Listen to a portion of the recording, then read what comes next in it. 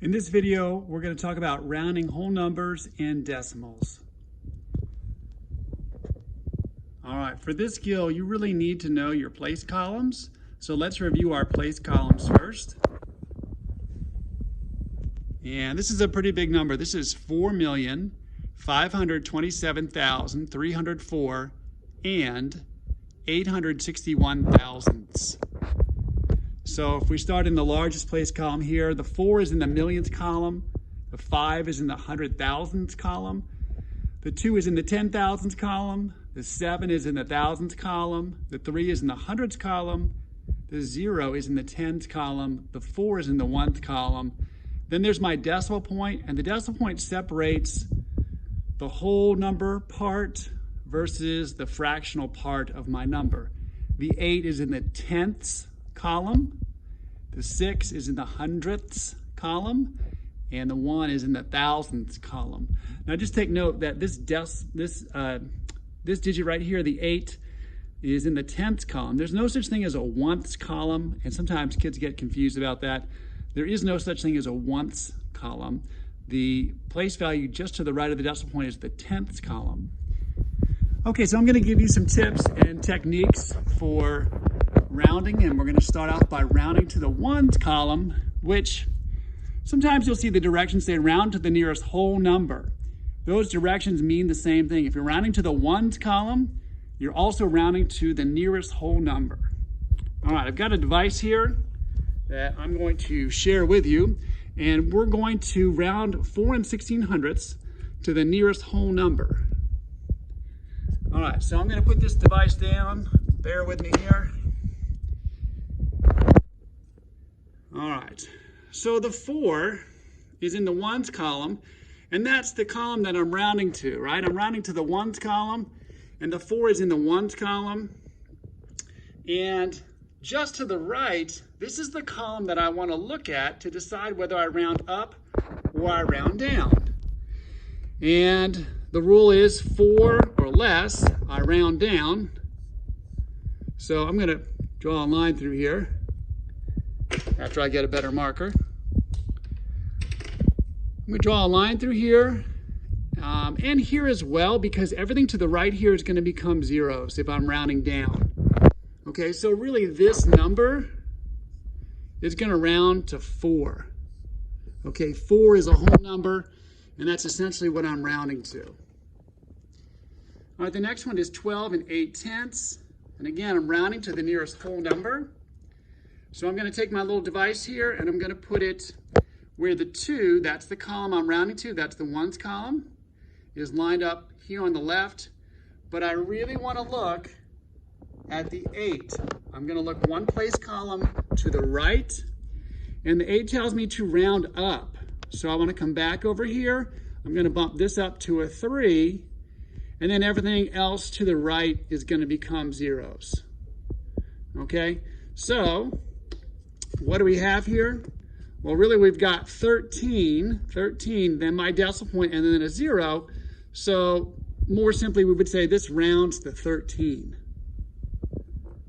All right, the next one, I've got 573 and 64 hundredths. Let me fix that. And let me set this up. We're rounding to the nearest whole number, which is the ones column. So it's going to look like this. And again, I'm looking here to decide how to round. I'm rounding to the ones column, but I look one column to the right. 6 tells me I should round up. So I'll cross out the 3, make it a 4, and everything to the right becomes zeros. Okay, so what do I really have? I really have 574. Okay, now if I want to do this, that's okay. There's nothing wrong with that. It means the same thing, but it's really just not necessary.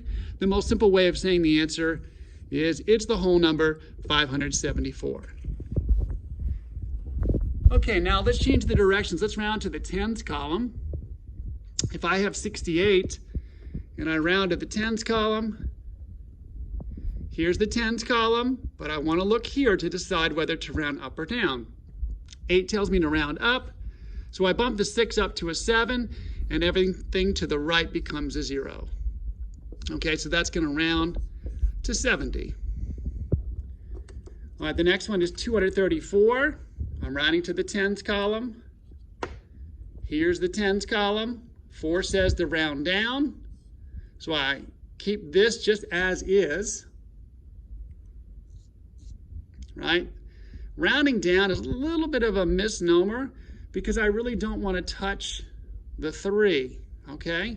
I just want to leave it alone and then make everything to the right a 0. So rounding to the tens column, this is going to round to 230. All right, the next one is 4 1/4. Okay, now this one's a little tricky. Here's why. Because the tens column is here. There's nothing there. 4 tells me to round down, which means I don't touch this, but I make everything else zeros. Okay, so rounding to the nearest 10, this is actually going to round to 0. Okay, now, why does this make sense? Well, if the directions say to round to the nearest 10, well, these are my choices, right? 0, 10, 20, 30, 40, and so on. So what is this number closest to? Of these choices, what is this closest to? Well, it's actually closest to 0. So the answer there would be 0. Now let's round to the hundreds column. The 3 is in the hundreds column. I've got a 0 here. So I leave this alone and everything else becomes zeros. So rounded to the nearest 100, it would be 300. 1,271, the 2 is in the hundreds column. I've got a 7 here. 7 says round up, so I'll cross out the 2 and make it a 3. And everything behind that 3 becomes a 0. All right, so let's look and see what we've got. We've got 1,300 for our answer. All right, the next one is 94. Now, if I'm rounding to the hundreds column, it's actually here. So this one's a little unique also. All right, so here's the hundreds column. The 9 is going to tell me to round up. So what is essentially a 0 gets rounded up to a 1, and then everything else behind it becomes zeros. So 94 rounds to 100. All right, so let's think about that and let's see if that makes sense. If I'm rounding to the nearest 100, my choices would be 0, 100, 200, 300, and so on. 94 is closest to 100 of these choices. So your answer there is 94 would round to 100. Now let's round to the thousands column. Here's the thousands column. 2 tells me to round down, so I cross out that 2, I leave the 3 alone, and everything behind that 3 becomes zeros. So this is going to round to 3,000. 15,624, here's the thousands column. I'm rounding to the thousands column. I want to look at the 6 in the next column over. 6 tells me to round up, so I'll cross this out, make it a 6, and everything behind that 6 becomes a 0. So this is going to round to 16,000. All right, this one's a little unique. I want to round to the thousands column. There's the thousands column. I'm looking at that 3 to decide how to round. The 3 tells me to round down. Now there's nothing here, so that's essentially a 0, right? And everything behind that 0 becomes a 0. So this number is going to round to 0 if I'm rounding to the nearest 1,000. And again, let's talk about why it makes sense. If I'm rounding to the nearest 1,000, these are my choices: 0, 1,000, 2,000, 3,000, and so on. So what is 356 closest to? It's actually closest to 0. Okay, let's talk about how to round with some decimals. And this time we're going to round to the tenths column. And the 2 would be sitting in the tenths column. So I'm rounding to the tenths column. I'm going to look one column to the right. 5 tells me to round up, so I'm going to bump the 2 up to a 3, and everything behind that 3 becomes zeros. All right, so I can say the answer is like 30 cents, or I can drop that 0. It's not doing anything because it's behind the decimal point, and say it's 3/10.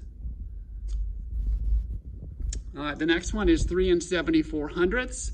The 7's in the tenths column.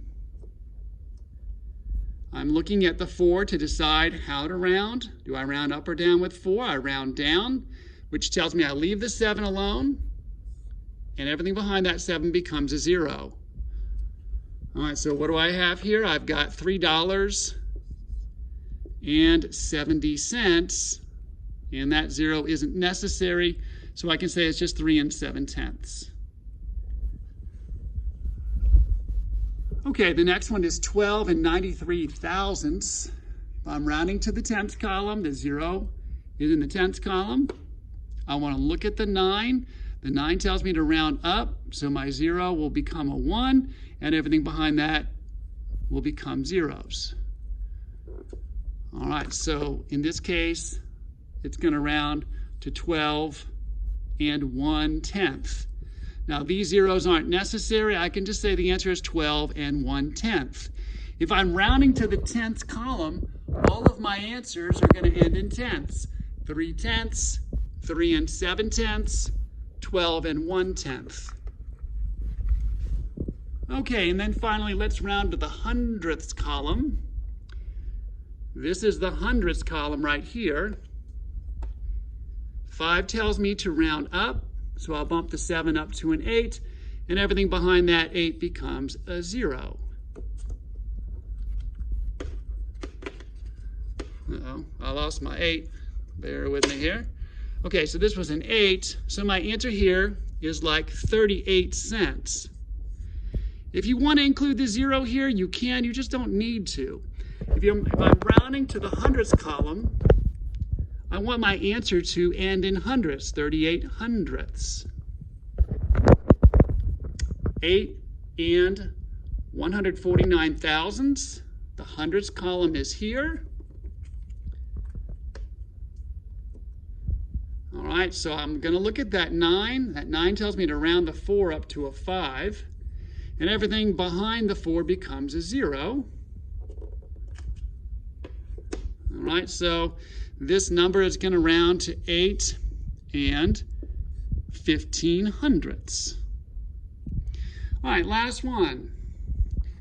I've got 25 124 thousandths, and I want to round to the hundredths column. And let's see, 4 tells me to round down, which means leave this number alone, so I'll just cross that out and make it a 0. And let's see what we've got. We've got 25 12 hundredths. Again, if I'm rounding to the hundredths column, when I say the number, it should stop in the hundredths column. 25 12 hundredths.